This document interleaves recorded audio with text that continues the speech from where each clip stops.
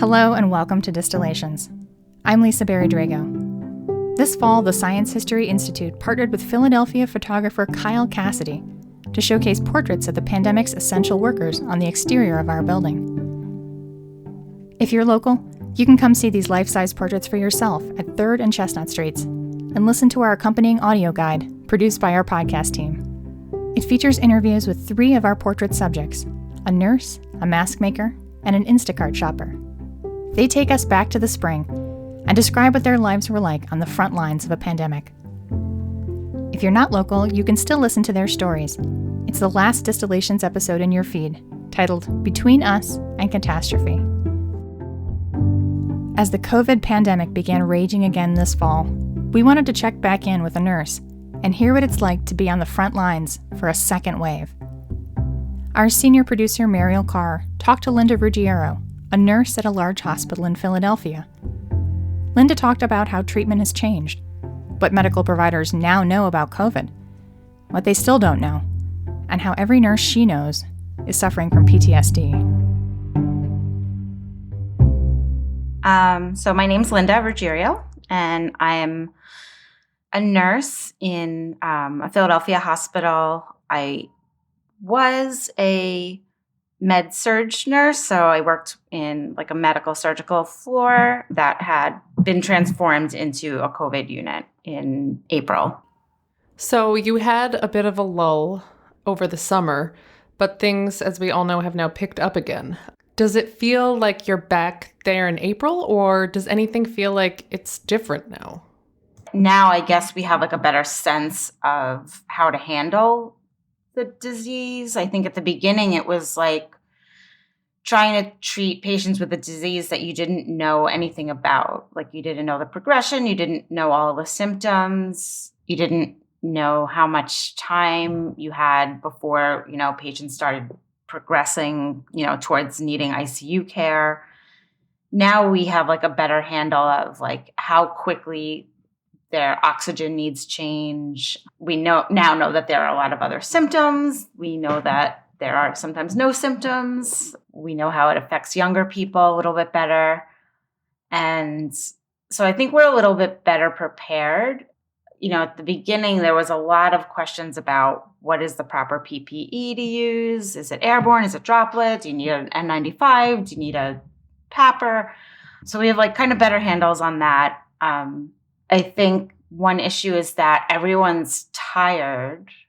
And at the beginning, there was this sort of like superhero mentality, like these healthcare heroes, and everyone was like sending us food and gifts. And it was like this weird kind of like fame that I think was sort of distracting from like what was actually happening. And then when that kind of died down and we were faced with like, this is what's actually really happening.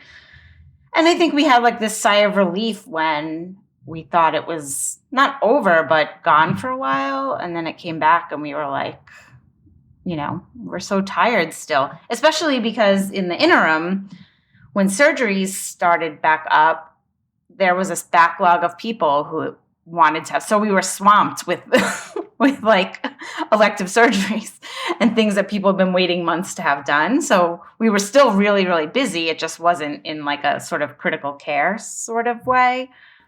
So I want to ask you to take me back to the spring and just if you could tell me about what all of that uncertainty was like. What went through your mind when all of this started unfolding, and what were some of the fears that you had that you saw, other nurses having? My fear, initially was that we were going to be so overwhelmed that we had patients like dying in the hallways and that we weren't going to have enough beds. And they were talking about like using the dorms at colleges as spaces, if we needed to, and just like having tents. I was like, I just had that vision of this sort of disaster area. Thankfully, it didn't get to that, and hopefully it doesn't get to that.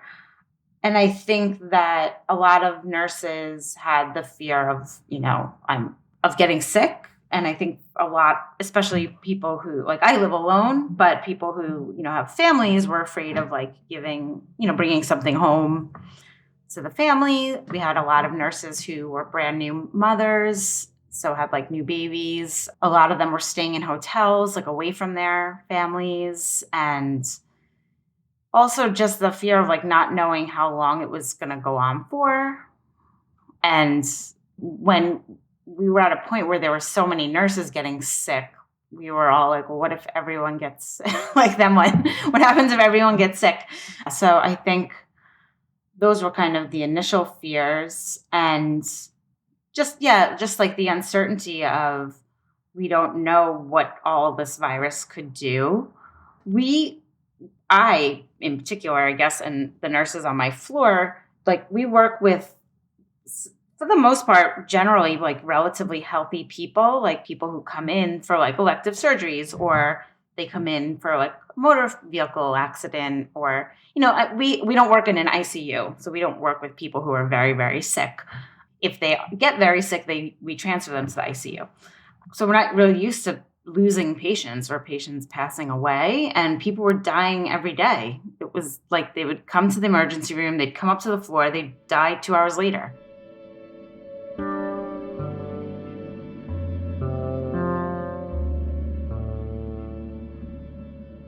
It was just really like, overwhelming. And even when people do pass away, usually families around or like the pastor or some, but there was no one. It was just us.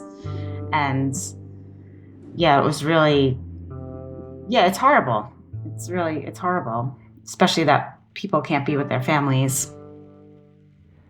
Hearing you talk about that, about people, dying every day, I just think about, all these people that think this isn't a big deal or don't feel the need to take any precautions. How do you deal with it? I think at the beginning I was very emotional about and angry about people like not wanting to wear masks and, saying it's a hoax or whatever. I guess I just feel like, I don't know. I guess I don't feel like wearing a mask is that big of a deal. Like, even if you think it's not helpful or it doesn't work or you don't need to, like, so why not just do it anyway, just in case? And those people that don't really think it's that big of a deal, like, I hope they never have to have someone they know or themselves, get sick or lose someone because of it. I think the issue is really like, people talk about it's not as, it's just as bad as the flu, or it's not even as bad as the flu, but we know how to treat the flu. So the people who get the flu, like, we can pretty much treat pretty easily, and they're not taking up a lot of hospital beds. And if you have the flu, you pretty much always have symptoms. So if you're sick. This is not like that. And the number of people getting sick from it is like exponential, and it's overwhelming the hospitals. So if other people get sick, we can't help them. And we're tired. It's a lot of work to take care of these patients because they're very labile. They can get sick and be on a ventilator in like no time. And that plus the PPE, and doctors don't want to go in the rooms, and the people who clean the rooms don't want to go in the rooms. So nurses are pretty much doing almost everything. Tell me more about that. Like, what? Doctors don't want to go in the rooms? Well, initially, no one would go in the patient rooms except for nurses.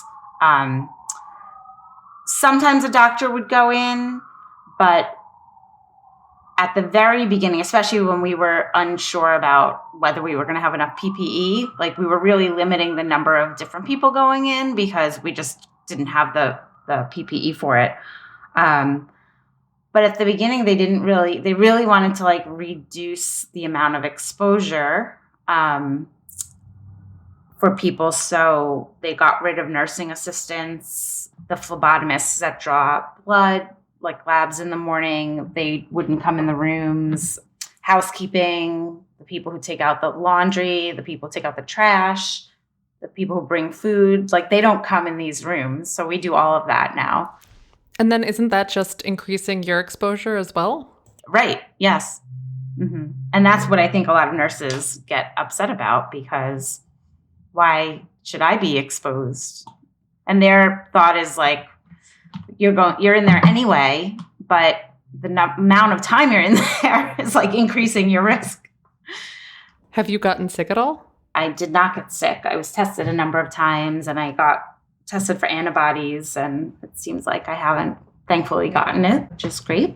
I guess masks do work because I've had patients like literally vomit on me. Oh my God. That had COVID and I didn't catch it. So, wow. Well, hey, that should be a commercial for masks.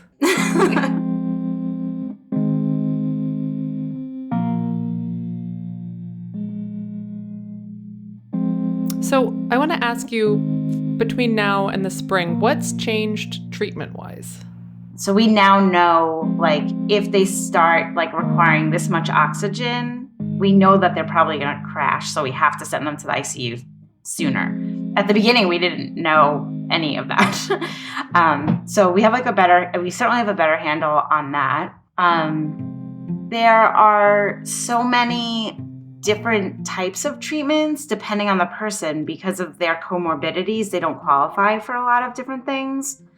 I know remdesivir is being used like early on. I know for patients who have oxygen issues. I don't know if it's used for all patients that have like, other like no symptoms or just other symptoms. Because you'll see like not every patient gets the same medication regimen. At the beginning, a lot of people were getting hydroxychloroquine. We don't see that much anymore. Steroids. And some people don't get any medication. It's just like due to the nature of like the symptoms that they're having. It's like they, kind of wait it out. People who develop pneumonia from it will get like antibiotics and different antivirals maybe. So it really kind of depends. So they almost all get like a respiratory type treatments. And what about for you personally? Do you feel like anything's changed, like emotionally, or just how you're dealing with the stress of it all? I think I just had like a lot more energy then. It was new and it was, even though it was like scary, there was this sort of excitement of like this adrenaline of, being on. And yeah, now I just feel tired. I feel really tired. I'm probably a little resentful. I feel like we wouldn't be in this mess. We shouldn't be in this mess again. Because it feels like you're just running in a wheel and not getting anywhere. Like people are just coming in. And there's so many people who just come in sick and they didn't know that they had it. And their, kids came over and the kids went to the other person's house and I don't know, they went to a concert. I don't know. It's like, it just seems like a lot of it could be avoided and we could just be dealing with something that is not overwhelming the system. Like just, people getting it because they didn't really have an option to not get it. They're a bus driver or they're someone who like has to be out in the environment, not people who are, eating at restaurants. And I'm not trying to like be judgmental over people eating at restaurants or doing social things because I understand the frustration of staying home all the time. But yeah, so it's frustrating because I feel like a lot of it could have been avoided. I had one patient this week who didn't know how he caught it. He was like kind of an older man and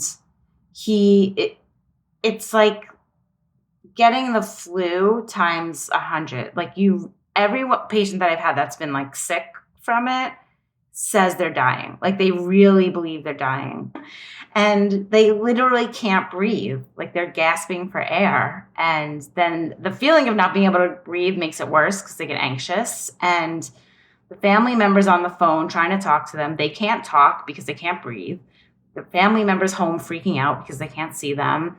And it's just like a really awful situation that I don't know if people seeing that would help or make a difference. Because I think they feel that this is just an extreme case. And the majority of people aren't getting sick like this. Do you think that people underestimate what are actually comorbidities, but are things that maybe a lot of people have? Almost everyone has some like comorbidity, like something like high blood pressure or obesity. Like a lot of, like the majority of the population has one of those two. But those are two really, really high risk factor. Like they really increase your risk for getting sick when it comes to COVID. Like, so yeah. Yeah, there's so much we don't know still.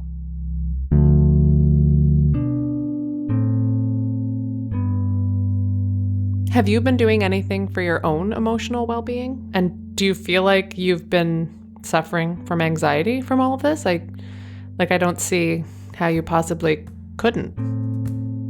I feel, and I think a lot of the other nurses would say, that we are all struggling from PTSD in some ways, particularly now that it's back. I think that some of the nurses who kind of buried it are now like really in this weird anxiety mode because it's like, it's actually PTSD of like, I can't believe we're doing this again. And I didn't have to think about this for, 3 or 4 months. But I've been trying to really be like open about how I'm feeling and talking to a lot of people about it. And we have a trauma therapist at our job. I talk to her sometimes. I have another therapist that I talk to. I do exercise quite a bit. Throughout like the height of it in the spring, I was doing a lot of artwork around it to kind of process things. But yeah, I just like cry a lot. And sometimes it's over a patient. Sometimes it's just over like how many times I have to put that PPE on. I mean, it's literally like, it's exhausting to just put it all on. And then you're in this room, the door is shut. There's like a negative pressure filter. So it's so warm in the room. You're like in there for so long trying to do things, draw blood, whatever, put IVs in, and you can't breathe or see because there's goggles. And then you like come out, you got to take it all off. Then you got to put it all back on to go in the next room. It's like very exhausting. Yeah. And then just, I worry about getting sick. I'm not so worried about getting sick as much as I am. I'm worried about having something and giving it to someone else and not knowing. So I'm constantly like trying not to be around people. And particularly now when we, had that lull of no COVID patients, it was a little bit easier. But now that the patients are, caring for them again, it's like, I don't want to see anybody really, or yeah. So it's isolating. That's the other thing. I think nursing is hard on a good day. Like you need like Soul Cycle and yoga and whatever else, shopping, movies, restaurants, just to kind of get through your normal week.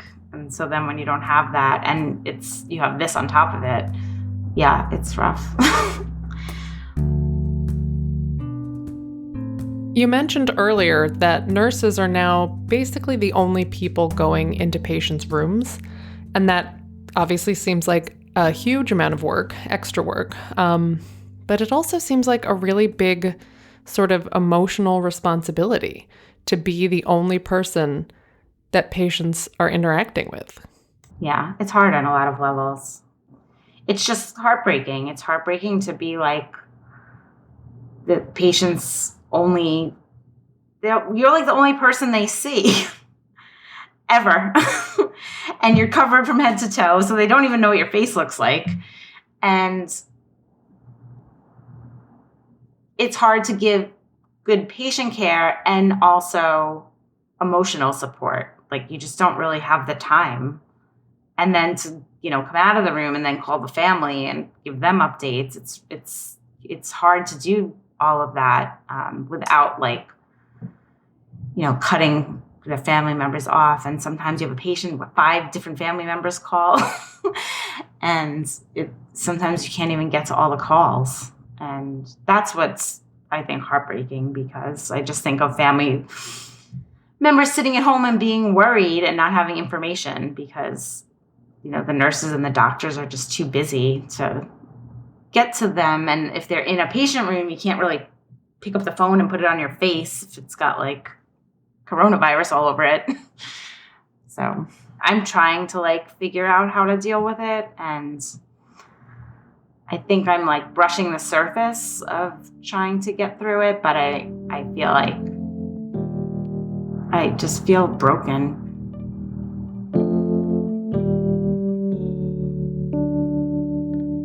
It's worrying. Like, what is going to happen to all of these broken nurses, and how will we move forward? It actually reminds me of something you were saying earlier about calling frontline workers heroes and why that feels weird and sort of uncomfortable. Yeah. Also, because even though I think when it first started, I volunteered to work on the original COVID floor.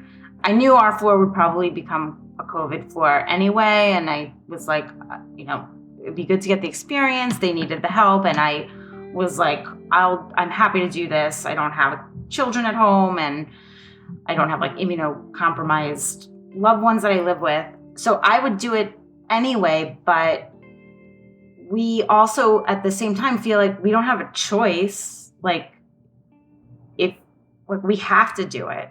And so it's not really heroic if like you don't really want to be doing it. Like, I don't want to do this. And we complain about it. It just doesn't feel like a heroic act when you have no other, like you have to do it. You have to do it because you're not going to leave patients, It doesn't feel heroic. And it feels like people are like, you're saving lives. I don't feel like we're saving lives. A lot of people are dying. Like, people are just dying. We're not really saving a lot of them. But, yeah, I don't know.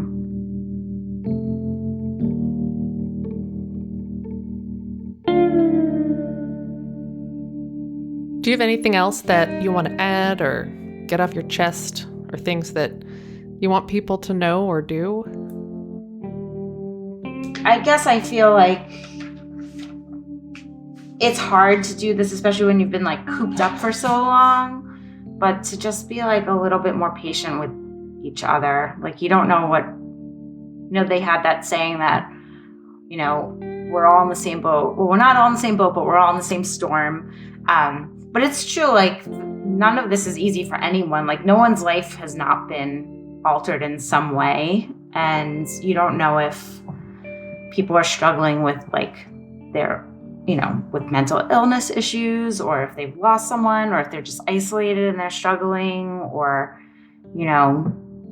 even the people who you don't agree with as far as not wearing a mask. Like, we just need to be a little bit more patient with each other. And I think the anger, especially in our city, with all else that has been going on, I think we just have to allow people to feel and not be judgmental of how people are feeling.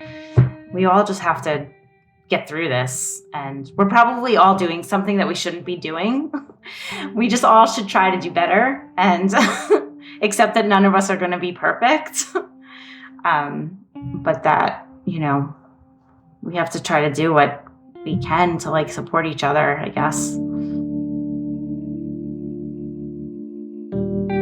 Thanks for listening to this episode of Distillations. Remember, Distillations is more than a podcast. It's also a multimedia magazine. You can find our videos, stories, and every single podcast episode at distillations.org. You'll also find podcast transcripts and show notes. You can follow the Science History Institute on Facebook, Twitter, and Instagram for news and updates about the podcast and everything else going on in our museum, library, and research center. This episode was produced by Muriel Carr and Rigo Hernandez. The Science History Institute remains committed to revealing the role of science in our world. Please support our efforts at sciencehistory.org/give now. For Distillations, I'm Lisa Berry Drago. Thanks for listening.